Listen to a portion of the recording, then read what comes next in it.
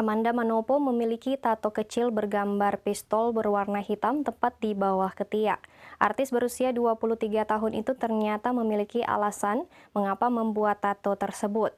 Dikatakan lewat kanal YouTube Tuai Kreasi pada Jumat 20 Oktober 2023, tato tersebut dibuat karena Amanda Manopo terinspirasi dari Rihanna.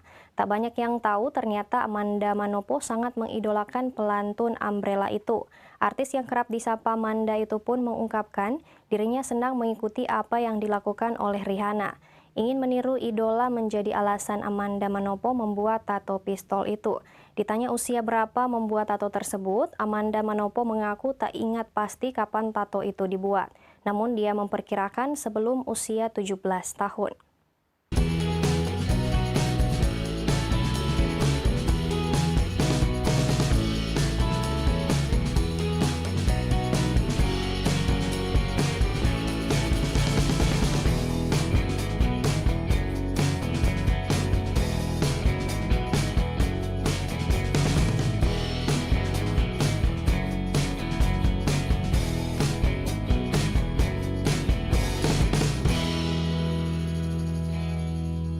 Demikianlah berita populer Tribun Manado hari ini. Jangan lupa di like, komen, share, dan subscribe channel Tribun Manado Official.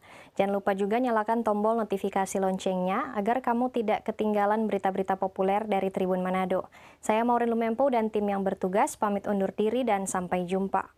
Download Tribun X sekarang, menghadirkan lokal menjadi Indonesia.